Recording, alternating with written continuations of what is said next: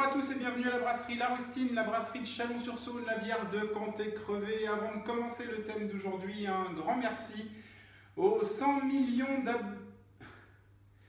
Aux 117 abonnés qui suivent la chaîne depuis sa création, merci, je reçois des notifications tous les jours, ça fait super plaisir, c'est plutôt encourageant, les retours sont plutôt positifs, alors ça me motive à continuer. Si vous avez des envies ou des remarques particulières, n'hésitez pas, contact@larustine.net. Si vous êtes dans le coin, n'hésitez pas à passer me voir aussi, il y a pas mal de monde qui essaye de, voilà, qui appelle, qui machin, qui passe de temps en temps, etc. Comme je ne suis pas tout le temps là, vous passez un petit coup de fil ou un petit mail et puis on essaye de se caler ça. La vidéo d'aujourd'hui va traiter des refroidisseurs à plaques, des wraps, et non, je ne ferai pas de blague ni de sample tout seul, non. Même si j'en ai très envie, non. Les refroidisseurs à plaques, parce que plusieurs personnes m'ont demandé comment ça fonctionnait, si c'était efficace, comment ça se démontait, comment ça se nettoyait. Aujourd'hui, je vais me pencher plus particulièrement sur le nettoyage de ce modèle. C'est le modèle, alors je ne sais plus comment il s'appelle en italien, ça vient de chez Polzinelli. Je n'ai pas la marque ni la référence, je ne sais pas si c'est Polzinelli qui les fabrique directement ou pas. Sachant que sur celui-ci j'ai apporté quelques modifications, et la première, si vous avez l'œil aguerri, c'est que j'ai viré les réductions qui allaient de 1 pouce à 3/4 ici, qui en fait étaient vissées sur la sortie du refroidisseur. Je les ai virés au profit de réductions coniques soudées avec des raccords clamp soudés au bout, pour une question d'hygiène, parce qu'à l'intérieur c'est super lisse. Ici on est sur du pas de vis, ça m'obligeait à le démonter à chaque fois, à nettoyer le filetage. Ça se démontait à la clé à griffe, c'était une vraie gabegie, c'était infernal, je perdais un temps dingue avec ces trucs là. Si vous avez ce refroidisseur et que vous chopez quand même des infections malgré un démontage et un nettoyage, il y a de fortes chances que ça vienne de ce pas de vis là, de ça là. Promis, ça se démonte, hein. C'est pas intuitif, hein. Vraiment, vu comme c'est monté, c'est serré à bloc. On voit aucun filetage en dessous. Promis, ce truc là ça se démonte. D'ailleurs on voit là, j'ai du téflon jaune dessous sur mon circuit de flotte. Donc vraiment n'hésitez pas, vous le démontez, vous le nettoyez à fond, vous verrez c'est plein de saleté. Donc le refroidisseur à plaque, comment ça fonctionne? Et bien, comme tout refroidisseur à contre-courant, vous avez un circuit de bière, une entrée, une sortie, un circuit d'eau, une entrée, une sortie, sachant qu'en face de l'entrée de bière, vous avez la sortie d'eau. Et en face de la sortie de bière, vous avez l'entrée d'eau. On travaille à contre-courant, c'est-à-dire que quand la bière rentre chaude, l'eau sort tiède. Parce que c'est là qu'elle peut le plus choper de calories en fait encore. Voilà. Et quand la bière sort froide, l'eau rentre froide. Entrée de bière, sortie d'eau, sortie de bière, entrée d'eau. Normalement c'est ça.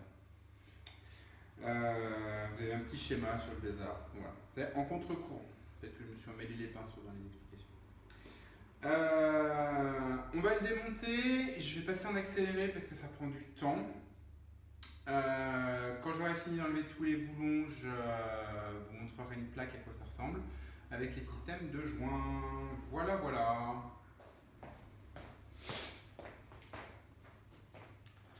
Alors sur le haut, on a des écrans indémontables, donc il faut le retourner pour pouvoir le démonter. Donc je le mets sur deux petites cales en bois. Alors ça pèse super lourd. Je fais pas semblant de forcer. Ça doit faire dans les 20 kg je crois. Donc c'est quand même assez lourd, faut pas se le prendre sur le pied. Ça se démonte avec une clé de 24 ou une clé à molette. Alors le truc ce serait d'avoir dans l'idéal une clé à douille hein, avec un cliquet. J'en ai un à la maison depuis 3 mois, je dis qu'il faut que je le ramène. Voilà, donc on dessert.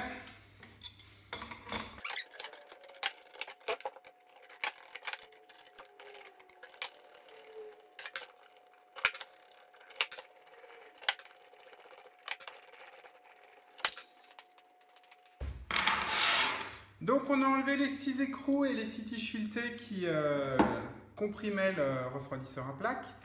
Donc un refroidisseur à plaque, c'est des plaques les unes derrière les autres. D'un côté de la plaque il y a de la bière, de l'autre côté il y a de l'eau. Donc ça se présente exactement comme ça. Et voici la première plaque. Donc celle-ci est bouchée parce que c'est la plaque du dessus. Pour rester en contact avec de l'inox, c'est pas utiliser le contact avec la fonte.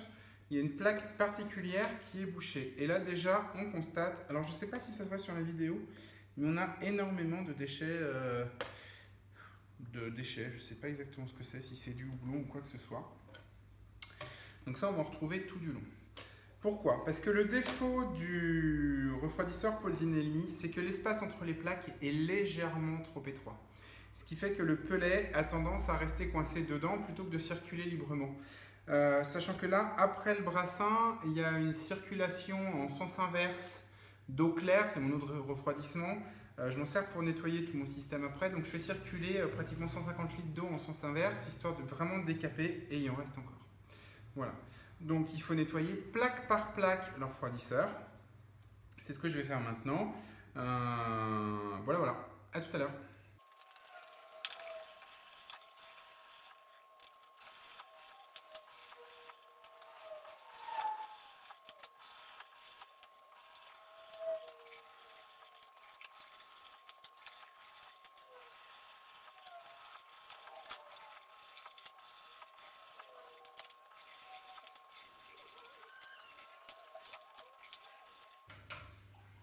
Alors, on arrive ici à une plaque un peu particulière, c'est la toute dernière, donc on va la nettoyer comme les autres.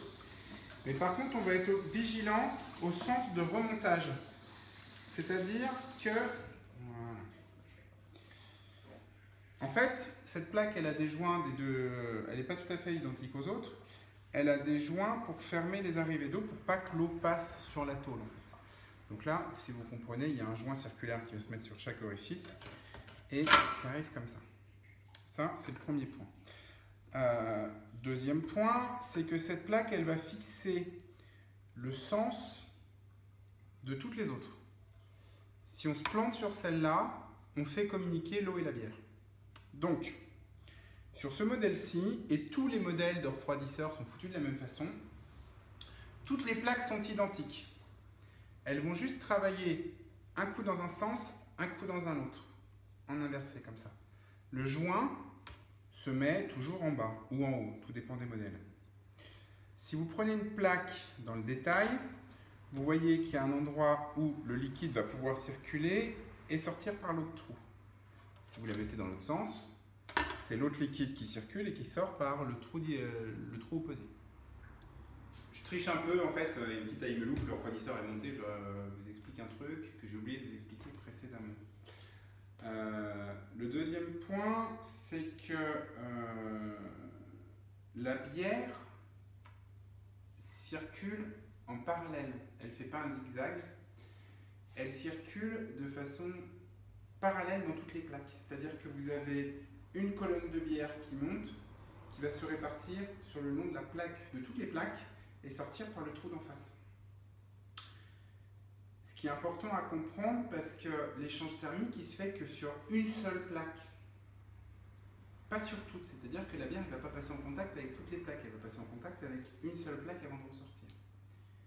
Ce qui veut dire que si vous augmentez le nombre de plaques, soit vous gardez le même débit et vous baissez la température, soit vous gardez la même température et vous augmentez le débit. Si vous voulez augmenter débit et température, il faut allonger les plaques.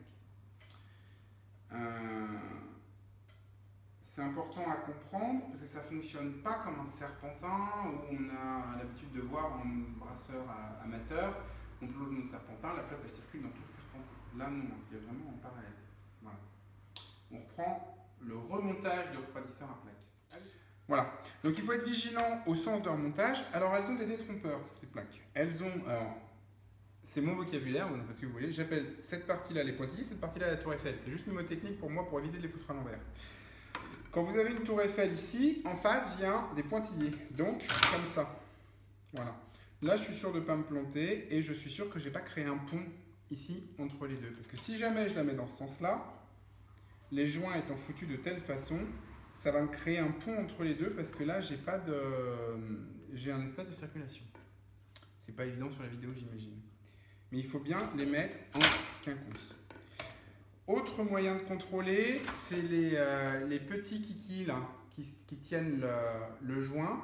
Quand vous allez avoir plusieurs plaques, les unes à côté des autres, dans le bon sens, ils vont se retrouver en quinconce. Donc si vous en avez deux l'un au-dessus de l'autre, c'est qu'il y a un souci. Généralement, on se plante une fois, on ne se plante pas deux. Le contrôle de ça, donc là j'ai nettoyé grossièrement au robinet pour enlever les gros morceaux, on va dire, les morceaux de houblon, etc. pour dégrossir. Ça, je le passe à la soude systématiquement. Soude, eau, peracétique, eau bouillante.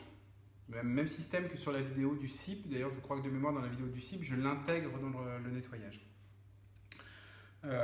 Si quand on branche son arrivée de soude sur les arrivées de bière pour le nettoyage, il y a de la soude qui ressort par le circuit d'eau, c'est globalement c'est planté. Donc on n'a plus qu'à tout démonter avec de la soude à l'intérieur, c'est pas le truc le plus agréable.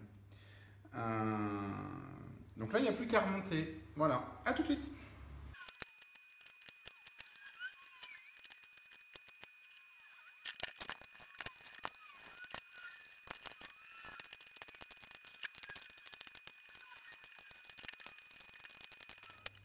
Donc on a démonté, nettoyé, remonté le refroidisseur à plaque. Alors je suis d'accord que pour les puristes, il faudra une clé dynamométrique avec un couple de serrage. Sauf que je ne connais pas le couple de serrage et que j'ai pas de clé dynamométrique, donc je fais ça avec un instrument assez précis qui s'appelle le pifomètre. J'ai pas trop de soucis. Alors faut pas bloquer comme un sourd non plus, faut pas y aller comme un malade parce que sinon vous allez zigouiller les joints. Surtout si vous en avez certains qui sont un petit peu mal placés, vous allez les canneler avec les dessins en chevron des plaques et vous allez avoir des fuites. Donc il faut serrer modérément. Si jamais ça fuit, ça fuira pendant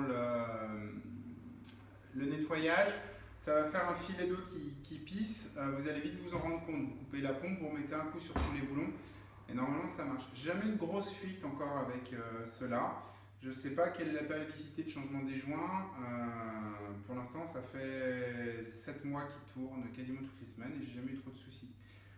Petite astuce pour vérifier qu'on n'a pas fait d'impair sur leur montage des plaques et pour être sûr que tout est bon, on chope le circuit d'eau, on bouge. Voilà, au moins là je suis sûr que j'ai pas de fuite parce qu'en pression, bah, ça coule pas, ça passe pas par l'autre côté. Merci de me suivre, j'espère que cette vidéo vous aura intéressé. Si vous avez des questions, n'hésitez pas, contact@larustine.net. N'hésitez pas aussi à vous inscrire sur la page Facebook, www.facebook.patatin, parce que je me souviens plus, Brasserie La Rustine tout attaché, peut-être bien, www.facebook, Brasserie La Rustine, comme c'est marqué là en dessous. Si vous avez des questions, des interrogations ou autres, n'hésitez pas, envoyez un petit mail, envoyez un petit message, un petit SMS, un petit truc. J'essaierai d'y répondre le plus vite possible, sachant qu'avec la période estivale, c'est un peu la course, c'est un peu compliqué. Voilà, parlez-en autour de vous. À bientôt, ciao ciao.